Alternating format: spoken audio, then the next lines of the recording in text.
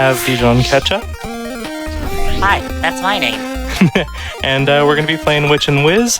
I'm just going to go ahead and get us into the run because there's a little bit of downtime at the start of it. So, ready in 3, 2, 1, go. So right off the bat, we have kind of a prologue section that kind of sets up the story for the game. It also goes for about 2 minutes, so gives me a little bit of time to explain what this is. We have a homebrew on the NES that came out in 2021, made by Matt Hewson. And once we get to the actual gameplay portion of it, where like it's more of what the rest of the game is, it's kind of a puzzle game, much like Cat Trap or Fire and Ice. And the main thing we are setting up here is that we're just two kids that ran into the woods to play Don't Touch the Orb. Please, don't, no. We touched the orb. It was not a good idea. You had one job. I'm going to be like mashing through any title cards or whatever, because there's some that pop up just like between chapters here. But the one that I'm mashing through here said 5 years later. We're the witch now, and we have a cute hat. And you know what? I think it's about time we went and rescued our buddy that got trapped in the zone.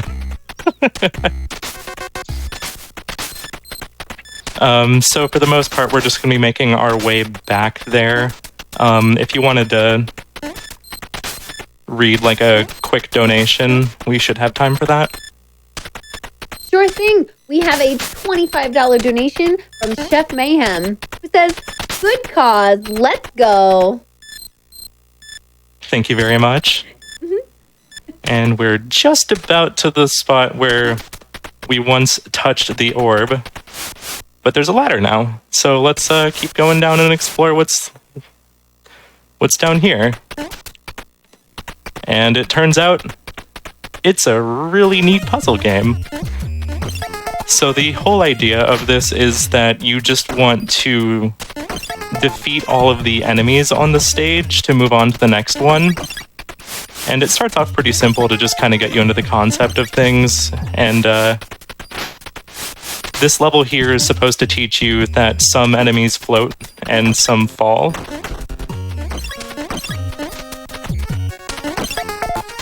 And then you start adding on layers of complexity. One thing that's really neat about this game is that it has a very robust undo system. So if I ever make a mistake, you might see the screen flash momentarily and me go back one turn. And that's just me hitting the B button to go back. And you can undo a lot of moves. I want to say I think it's like 100 moves that you can go back. So for the most part, if you make a mistake, you can like go back to where you think you made it and fix it. There's also a... Sorry, go ahead. I was gonna say, remembering like 100 moves is a lot for the NES. Yeah. It was very nice for this game, particularly when I was playing it casually, because while I know the solutions now, some of them are a little bit tricky to figure out the first time through. And actually, just while I'm on the subject, this game is still very much worth playing, even if you watch the speedrun, just because there's some funny stuff we do that is maybe not quite so intended. This game kind of works on like I kind of want to say move or like turn-based system where like everything from the previous move has to be resolved before you can do the next move. So whenever a block is falling, for example, or my character is falling, you can't do anything else until like everything has fully resolved. All of the movement is fully buffered in terms of all of your D-pad movement, so as long as you're holding the correct direction before you get to the spot where it allows another input, you can pretty much do everything frame perfectly. Later on, when we get more mechanics and stuff, anything that's activated by the A button is not buffered, however, so we actually have to stop to do that. A little bit of a brightness warning here. This is the start of Chapter 2, and this section here is meant to kind of indicate what happens when you go through these side portals.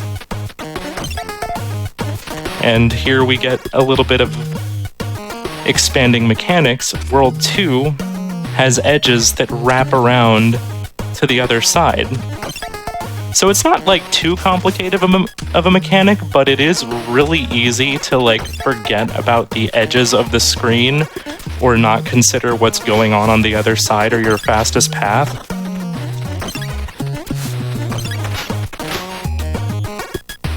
So we gotta wait for that block to fall, and then we get to fall for a little bit here.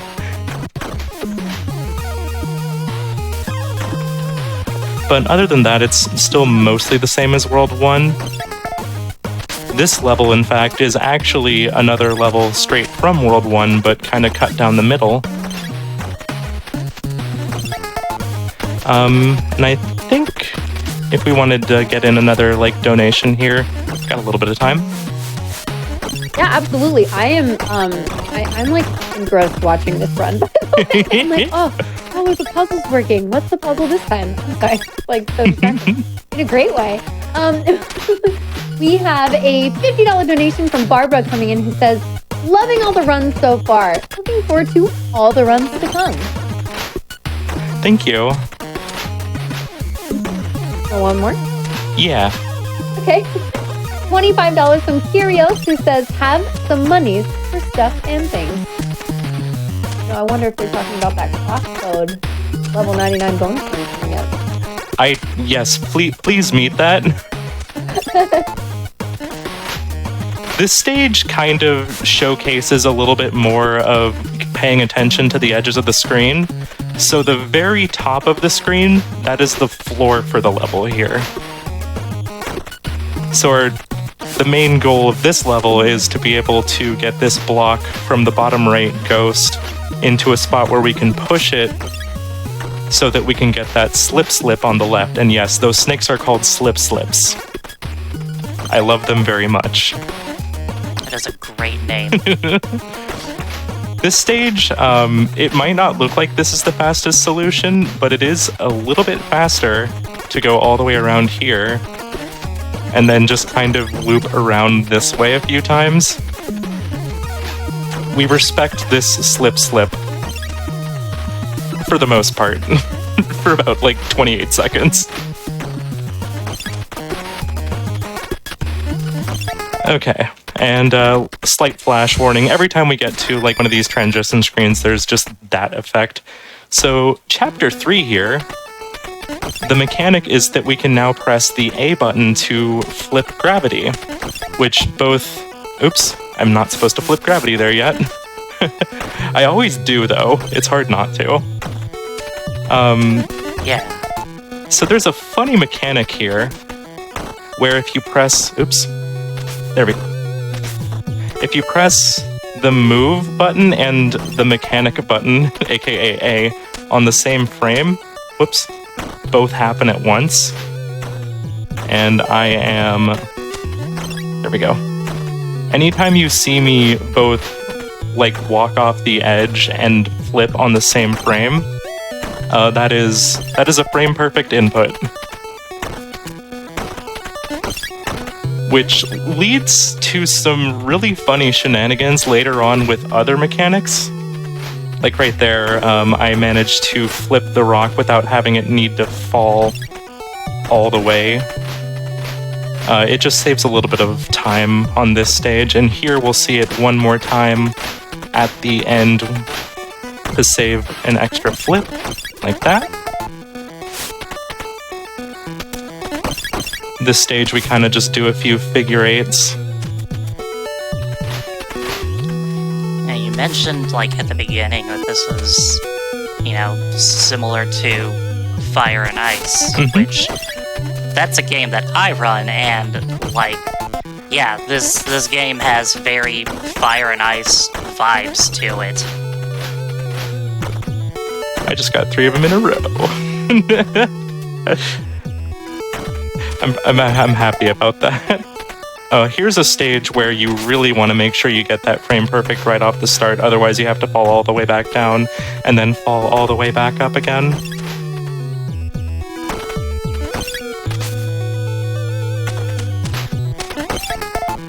And this stage, we have a little bit of an unintended solution. You don't actually need to do the frame perfect trick here to do it, but it does save some extra time right there, and I said right there. I didn't even need to do it that second time, but I just wanted to make a point. And that's Chapter 3. Chapter 4, we have a mirror clone. And it just moves alongside you. This mechanic was also in the demo version of this game. There's no A button shenanigans to do here, so for the most part, these stages are pretty straightforward and go by pretty quickly. Right, left, right, left. There is some really fun, like, synchronous movement that happens, though, and I just think it looks real neat when you're actually going fast on this. Oop. It helps if I don't accidentally press wrong directions. And unfortunately, the best strategy for this stage wound up being to just stick your clone in the pit and use them as a platform. I used to have like a really funny strategy where they would dance back and forth, and yeah, no, that wasn't the fastest. That was World 4. World 5, this one's gonna have a little bit of this happening. Every time I hit A, it flips the entire stage instantly. And as you can see with how I pushed that block and how it teleported immediately, there are some really interesting things that happen when you use the frame perfect trick. I don't particularly have a name for it. I know some people said, you know, maybe call it witchcraft or something, but I don't know. It's just a nebulous trick to me.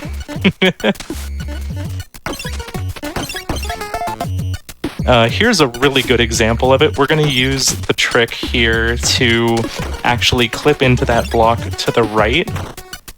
I'm going to push this out so it doesn't have to fall, clip into the block, and beat the level. Get the web. And then we can loop around to the bird. So a lot of the puzzle solving in this game is about the order that you do things in. Because, for example, if I got rid of that skull first, I wouldn't have been able to reach the bird. Another interesting use of the trick here is that we can sneak under that block, and we can also teleport into this bird. Normally that stage takes about 20 seconds, but with that trick it gets cut down to 5. And speaking of funny things we can do with the trick, oops, I wasn't supposed to show that one yet. The key here has a ton of really funny things you can do. So, gosh, where to start with the key? World 6 here, we have to get the key into the door and then also defeat all of the enemies to open the door. And with the key, you can push it, you can pick it up, you can set it down in front of you. I'm going to hopefully do 5 of those inputs in a row here to get up this faster. Wow, that's the first time I've actually gotten all 5 in a row. And I showed that a little bit earlier, but that weird clip there is actually advantageous to do right there. Saves you a few squares of movement. And if you do it right here, it saves you from having to walk left, right, and left to the left first and then to the right to turn yourself around to set the key on top. We want to get rid of this enemy first, and I don't need to do this, but I want to. I just really like the key interaction when you go to the side. In fact, if you do it frame perfectly, on the first frame that you're able to, it actually doesn't waste any time, so the task does it, which I think is fun. We're going to do it again to turn around here, and then once to kick the block and push the key.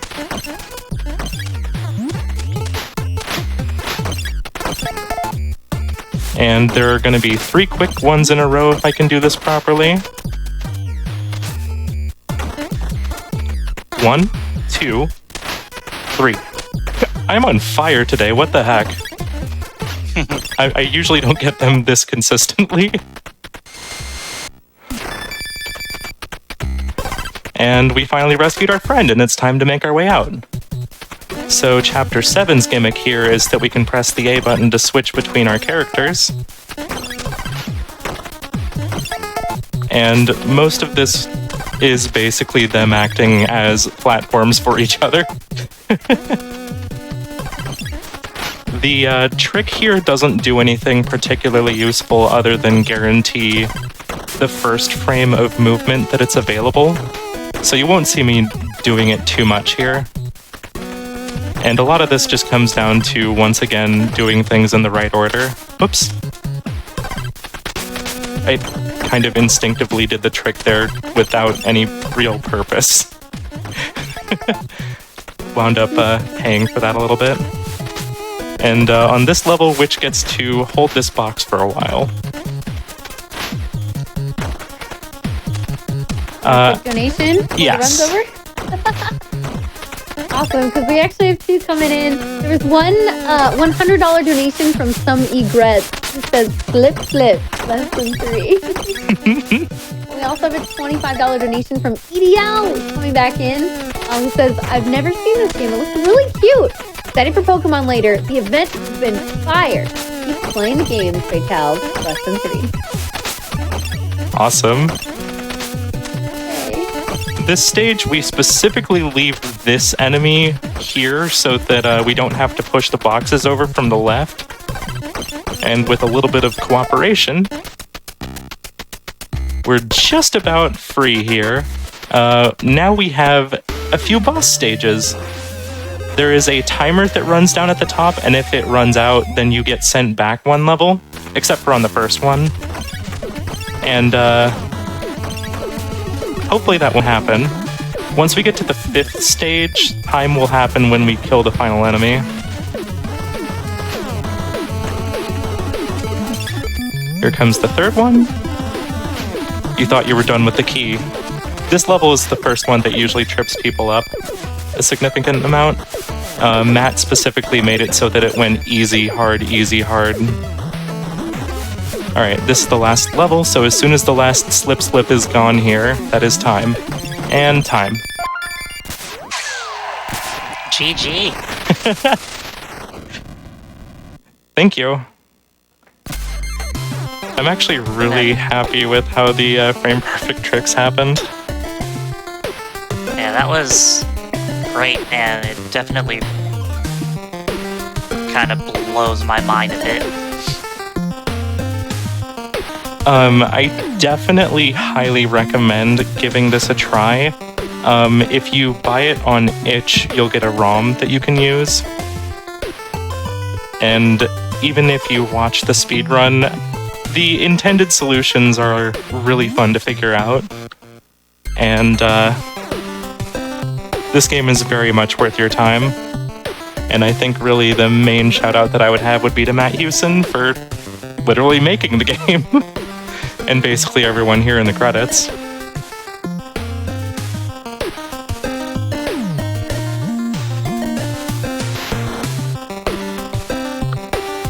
And with that said, that is it for me. If you want some retro games, I'm usually playing them over at twitch.tv/KarmaDragonS with an underscore between the 2 words. And Dijon, thank you for joining me. Yeah, thanks for having me. I stream random stuff over at twitch.tv/dijonketchup. And thanks for having us. Awesome. Great work on that. That was a really cool little game to see. I really enjoyed watching that. I was like seriously engrossed in all of the puzzles. But in the meantime, you all have been doing amazing with those donations coming in. We are so close to the crosscode level 99 bonus run now. I don't know if you've noticed, but we are at $2,940 out of 3,000. So like $60 away. It's amazing. Thank you all so much. Speaking of, we got a $99 donation from Kat, who says $99 for level 99, less than 3. All right, keep it up. You all are amazing, and we will be right back after another quick break.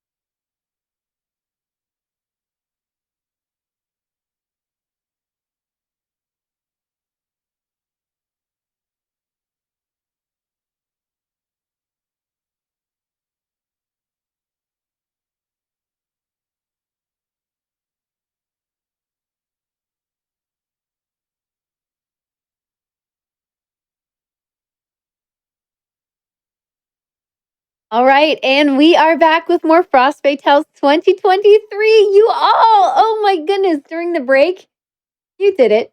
You made it happen. We've hit that crosscode level 99 bonus run. You all are fantastic. We have a $9.99 donation that came in from the Comfy Panda.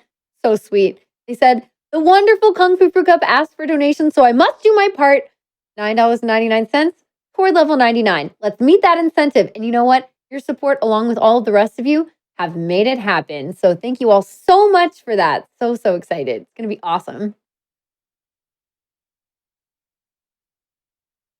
All right, and let's talk for a minute about some more GDQ things. How about GDQ Hotfix? The GDQ Hotfix shows off communities in speedrunning that are sometimes overlooked during marathons and elevates speedrunners year-round.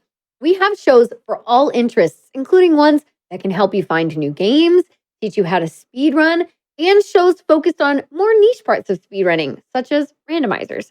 We also have special events. For more information, go to gamesdonequick.com/hotfix. Also, as a fellow showrunner, all of the shows are amazing. All of my fellow showrunners are amazing. There's so many cool shows, so much cool content, and some of the special events are just absolutely incredible. I would say all of them are. We do so many really cool things all throughout the year. So go check everybody's out. There's like amazing, amazing shows. You got Legally Cute. Don't you want to see a bunch of really, really cute speedruns? Mine's even about all kinds of like glitch breakdowns and showcases. It's amazing. And that's called Out of Bounds. So feel free to check that one out if you want. They're very cool. Very, very cool. Wonderful daily content starting at 1 p.m. Eastern on the weekends and 7 p.m. Eastern on weeknights. Also want to do our quick shout out for our own Frame Fatales community. Frost Fatales is presented by Frame Fatales, an all-women community for those who are interested in speedrunning, charity events, and gaming. In addition to our 2 flagship events, which is this Frost Fatales and Flame Fatales, we have a supportive community Discord with activities year-round, including Game of the Month and randomizer events. If you are a woman and would like to join the Frame Fatales Discord server, DM the @FrameFatales Twitter account or the GDQ Instagram account. Or you can also send an email to framefatales@gamesdonequick.com. All women, cis, trans, non-binary, and gender non-conforming are welcome to join. Please do. It's such a warm and welcoming community of amazing women doing so many great things. And this is a wonderful example of some of the things that we all do together. So huge, huge, huge shout out to the whole community. Oh, warms my heart. All right, as we're getting set up for the next run, why don't we get some more info about it? $25 coming in from Nux Tenma, who says, bonus crosscode? I know, I'm so excited. It's going to be so good. I can't wait to see this level 99 bonus run. You know, we love extending events and marathons here. And so I'm so glad that you all are with me on that and help to make that happen. Plus, did you know we now have another potential bonus run to add tonight? And you're like, Foo, we only have like 2 runs left of the evening. I know, because we have that Pokemon Coliseum run coming up after Crosscode. But we can now add on a bonus metronome run to Pokemon Coliseum. Definitely need to get that in there. It's going to be really, really cool. This is a metronome percent run. It's like a meme category. It's very, very cool. The game tells us metronome cup, waggle that finger and try your luck. So if you want to know more about what that means, let's see that bonus run happen next.